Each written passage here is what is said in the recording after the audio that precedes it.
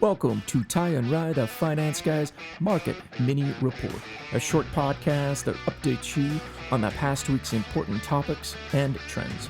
Remember, this is not an offer to sell, and past performance does not guarantee future returns. Here are Ty Hansen and Ryan Robertson. Hello and welcome to another edition of the Market Mini for the week ending December 3rd. We are almost done with 2021. I can't believe we're here, and it's pretty crazy.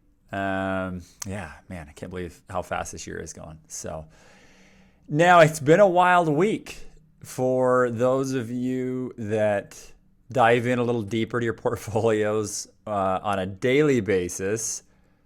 It's been a fun week, right? It's been a little wild. I guess I shouldn't say fun. It's been a crazy week, to say the least. So all in all, not the best week. And last week, obviously Friday, just after Thanksgiving, it was a little turbulent. The Omicron, I keep wanting to say Omicron variant, right, of the COVID virus is getting a little bit of traction. It has people a little bit had about what that means for the market, right? Are we going to see a shutdown again? Are we going to see similarities to what we had had with COVID back last year, things like that. So that's had a little bit of a sell-off last week. And then again, this week, we see that the market's down another 2%, a little over 2%. The biggest hit was small cap. Small cap took a really large hit this week, down about 5%.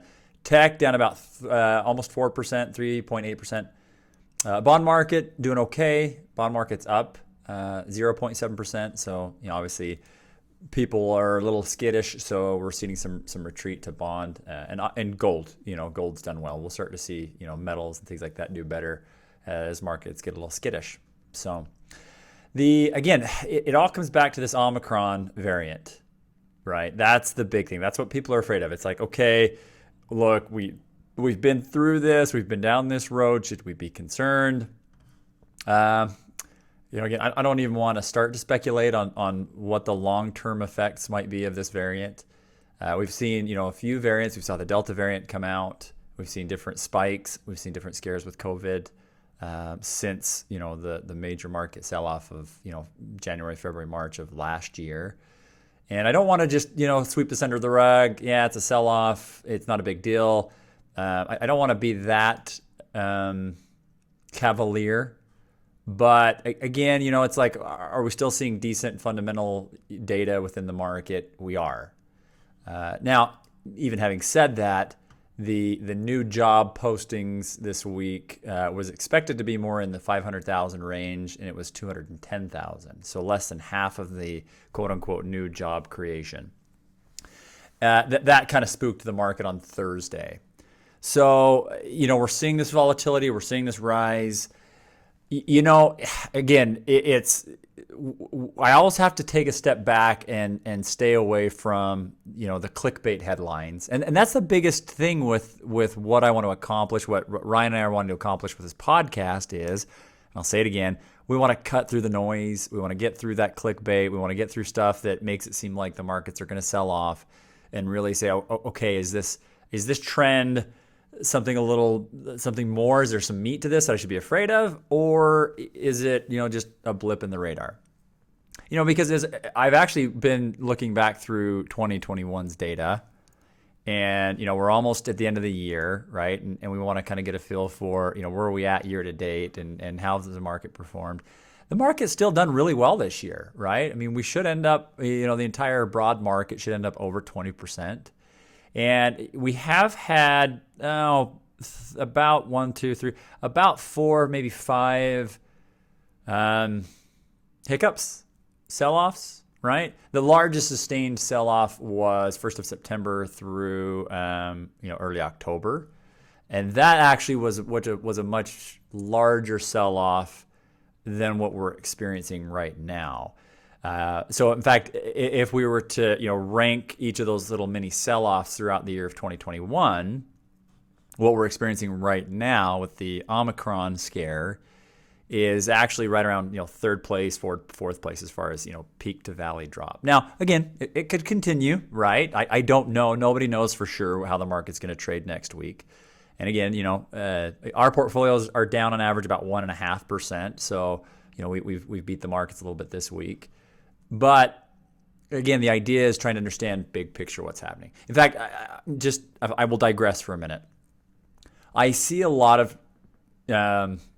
I see headlines every day. I read a lot of data. I get a lot of economic information.